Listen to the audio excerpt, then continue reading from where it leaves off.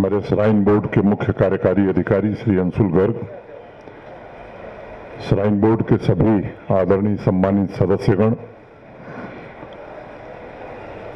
Amarnath shrine board के भी आदरणीय शास्त्री जी, आदरणीय डॉक्टर के.एन. राय साहब,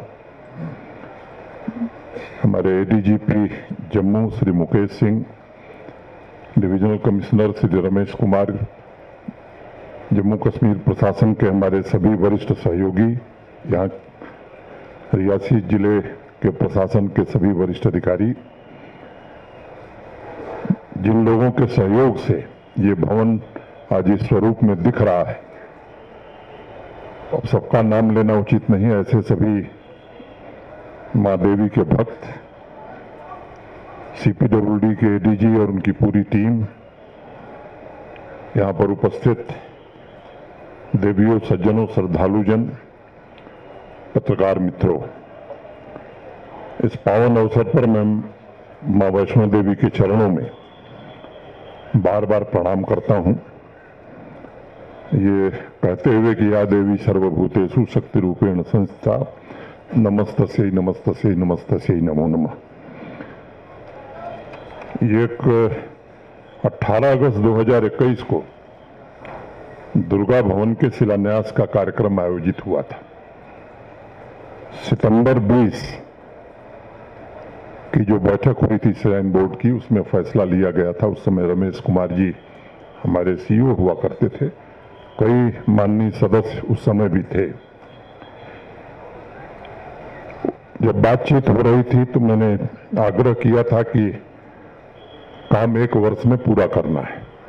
मैं जानता था कि कठिनाइयां भी हैं, टोपोग्राफी भी कठिन है, ऊपर मटेरियल पहुंचाना भी एक दुष्कर कार्य है। बावजूद इसके 1 वर्ष की समय सीमा इसलिए रख रहा था कि 1.5 वर्ष में बन जाए।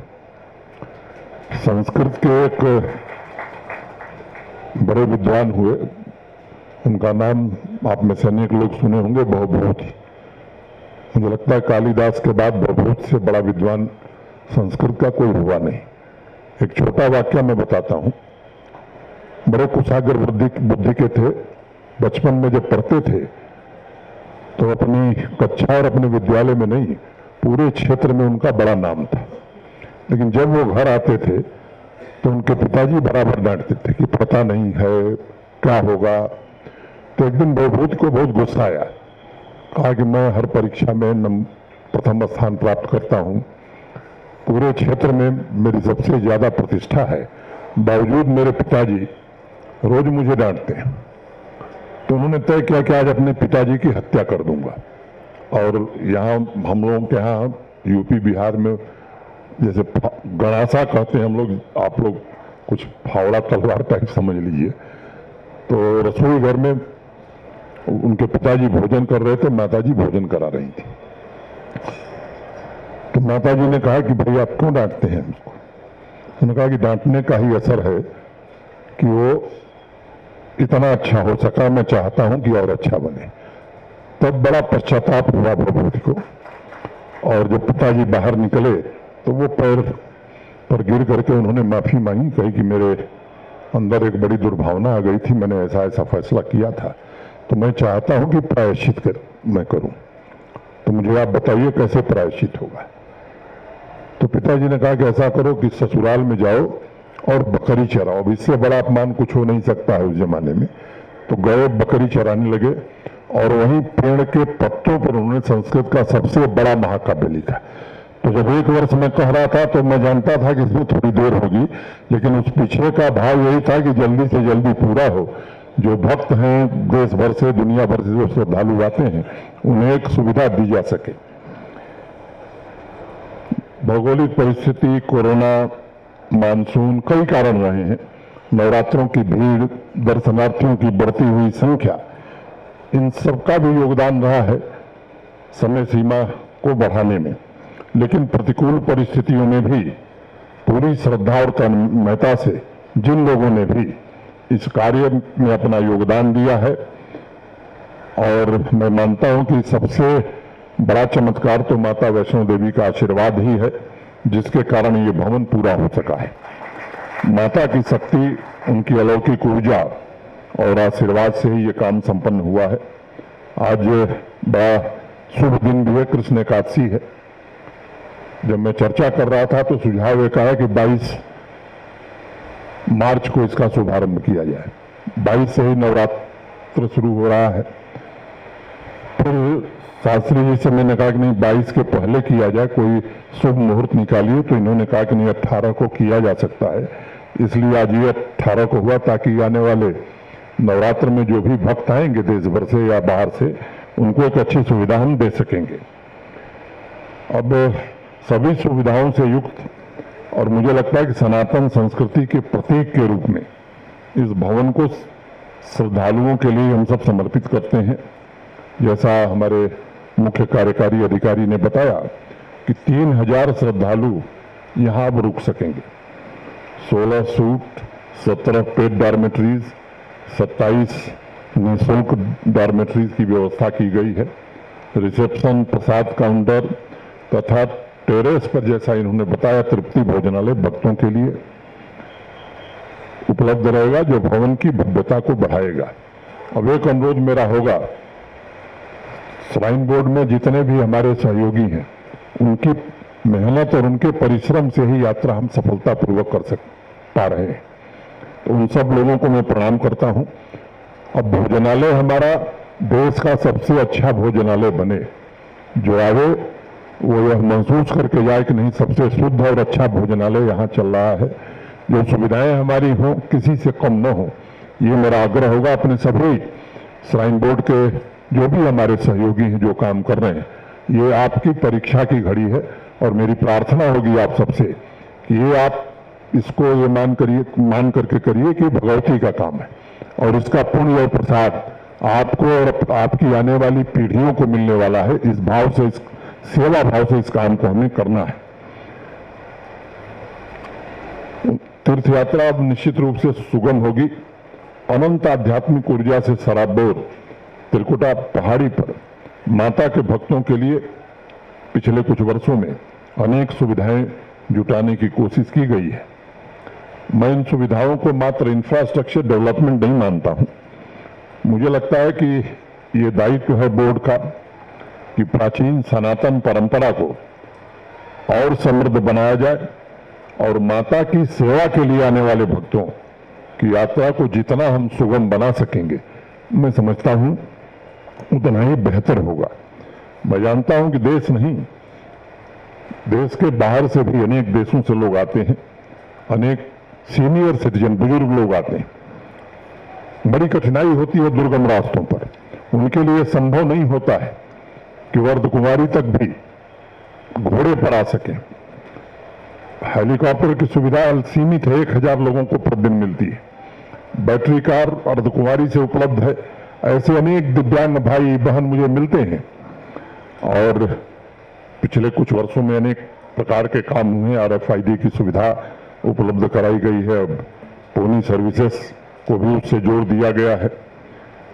लेकिन नीचे से अर्धकुमारी तक आना ढेर सारे लोगों के लिए चुनौती है और इसलिए ये विचार आया था कि एक रोपवे का निर्माण होना चाहिए। मैं उन साथियों से जो इस दर्द को नहीं समझते और खासतौर से कटरा के स्थानीय निवासियों, व्यापारियों, उनसे मैं कहना चाहता हूं कि आपके व्यापार पर, आपकी आर्थिक स्थिति पर कोई प्रभाव नहीं पड़ने वाला है, इसका यकीन मानिए। मैं बहुत जिम्मेदारी से ये बात कहने वाला हूं। लेकिन आपके बारे में देश और दुनिया में क्या धारणा जाएगी, इसके बारे में भी आत्मचिंतन करने की आवश्यकता है। ऐसे लोग आते हैं जिनमें अटूट श्रद्धा है लेकिन पहुंच नहीं पाते। इस बात का हम आपको भरोसा देते हैं कि आपकी आर्थिक स्थिति पर बिना प्रभाव पड़े ये व्यवस्था हमें करनी ही होगी और करनी चाहिए। आपकी चिंताओं को ध्यान में रखते हुए डिविजनल कमिश्नर, हमारे CEO, बोर्ड के 2 सदस्य, एक समिति हमने गठित की है जो आपसे चर्चा करेगी। लेकिन मैं आपसे व्यक्तिगत रूप से निवेदन करना चाहता हूं कि संख्या पर कोई फर्क नहीं पड़ने वाला है। जो औसतन 20,000 लोग, 25,000 लोग दर्शन कर रहे थे, वो संख्या 30,000 हो गई है और यकीन मानिए 23 में संख्या 35,000 प्रतिदिन जरूर क्रॉस करने वाली है। इसलिए आप भी, आपके जो सुझाव होंगे वो समिति जरूर विचार करेगी। आपका कोई अच्छा सुझाव होगा हम जरूर मानेंगे, लेकिन मुझे लगता है कि इसमें, और व्यक्तिगत रूप से जब मैं बात करता हूं तो सब लोग कहते हैं साहब बहुत बढ़िया काम हो रहा, होना चाहिए, और जब सामूहिक रूप से आते हैं तो कहते हैं साहब ऐसे ही हुआ था जब पहली बार ट्रेन आई थी। उस समय मैं रेल राज्य मंत्री था, माननीय प्रधानमंत्री जी के साथ मुझे आने का सौभाग्य मिला था कटरा तक जब ट्रेन आई थी। जम्मू वासियों को बड़ी चिंता हुई थी, बड़ा विरोध जम्मू में हो रहा था कि ट्रेन नहीं जानी चाहिए कटरा। अब अगर जम्मू की बात मानी गई होती तो कटरा के लोगों का क्या होता। मुझे लगता है कि हम अपने हितों के कारण विकास को नहीं रोक सकते, और ये बात सबको ध्यान में रखनी चाहिए। जम्मू में भी यात्री बढ़े, देश भर से लोग आए, इसके उपाय हम लोगों ने किए हैं। अभी जून महीने में तिरुपति देवस्थानम का मंदिर बन करके तैयार हो जाएगा। वहां का जम्मू जो लंबे समय से सुनते ही आ रहे थे यहाँ के लोग, इस अप्रैल महीने के अंत तक बन जाएगा। अब देख रहे हैं आप सुचेतगढ़ में बड़ी संख्या में लोग रिट्रीट सेरेमनी में शामिल हो रहे हैं। 4 लेन की सड़क वो बन रही, वहां भी संख्या, इस तरह के अनेक काम जम्मू शहर में भी हो रहे हैं। तो मुझे लगता है आने वाले समय में शीघ्र ही शिवखोड़ी भगवान शंकर के मंदिर के नए काम का शुभारंभ भी होने वाला है। रमेश जी ने एक तिथि आने वाले दिनों में तय करेंगे। तो शिवखोड़ी में भी जो श्रद्धालु जाते हैं, भगवान शंकर भोलेनाथ के जो भक्त जाते हैं, तो एक ही रास्ता है जाने और आने का। अब उससे भी यहाँ की तरफ बनाने की कोशिश हम लोग करेंगे कि यात्री एक तरफ से जाएगा, दूसरी तरफ से उतरेगा, और बाकी सुविधाएं निरंतर वहां भी बढ़े, इसकी कोशिश हो रही है। मैं सीसीटीवी का भी एक मजबूत नेटवर्क यहाँ करीब 500 सीसीटीवी के साथ बनाया है, और 12 दिसंबर की जो बोर्ड की मीटिंग हुई थी उसमें एक महत्वपूर्ण फैसला इंटरप्राइज रिसोर्स प्लानिंग के प्रोजेक्ट को भी मंजूरी दी गई थी, और इसे देश की जानी मानी जो कंपनी है टाटा कंसल्टेंसी सर्विसेज वो कर रही है। अब हमारे श्रद्धालुओं को जल्द ही इंटीग्रेटेड डिजिटल सॉल्यूशन की सुविधा भी मिलने वाली है। अकाउंट से लेकर स्टोर तक सभी प्रोसेस सुचारू रूप से संपन्न हो सकेंगे। माता के दिव्य स्वरूप के दर्शन के लिए आने वाले बुजुर्ग, बीमार और दिव्यांग भक्तों की सुविधा के लिए मैं फिर से कटरा वासियों से निवेदन करना चाहता, और यहाँ बैठे हुए लोगों से कहना चाहता, और पत्रकार मित्रों से भी, कि आपका भी इसमें सहयोग चाहिए, क्योंकि ये कठिनाई सामान्य कठिनाई नहीं है। जो लोग हमारे साथ काम करते हैं उन्हें भी रहने की अच्छी सुविधा मिल सके, इसकी भी चिंता बोर्ड ने की है, और कई निर्माण कार्य 200 कर्मचारियों के रहने का यहाँ इंतजाम किया गया है। लंबे समय से जो प्रमोशनल इश्यूज थे, अस्थायीकरण का जो मुद्दा था, धीरे धीरे सबका समाधान कर दिया गया है, और अंडरग्राउंड केबलिंग का 86 करोड़ का काम ये 10 अप्रैल तक पूरा हो जाएगा। तो जो तार दिखाई पड़ते थे वो अब जमीन के नीचे चले जाएंगे। स्काई वॉक का काम तकनीकी कारणों से थोड़ा विलंबित हुआ है, लेकिन मैं उम्मीद करता हूं कि 30 जून तक 16 करोड़ रुपए की लागत से ये काम भी पूरा हो जाएगा। अब जो हमारे सहयोगी लोग आए उनसे मेरा एक निवेदन है, ये पानीशाला एक जगह है, ये 70,000 बना है ना, 70,000 स्क्वायर फुट, 70,000। अब वो जगह हमारे पास उपलब्ध है। मैं आप सबसे एक बार फिर निवेदन करना चाहता हूं कि जिस उत्साह से दुर्गा भवन आपने बनवाया है, यहाँ भी 20,000 स्क्वायर फुट का निर्माण कार्य आने वाले समय में हम सब शुरू करें, और इसे 24 के शारदीय चैत्र नवरात्र के पहले पूरा करके आप लोगों को फिर से माता के दरबार में बुलाने का निमंत्रण हमारे सीओ दे सके, ये मैं आपसे निवेदन करना चाहता हूं। मैं आध्यात्मिक चेतना के इस केंद्र को और भव्यता मिले, इसकी भी कोशिश की जा रही है। शंकराचार्य मंदिर के पुनर्निर्माण का प्रस्ताव बोर्ड ने स्वीकृत किया है।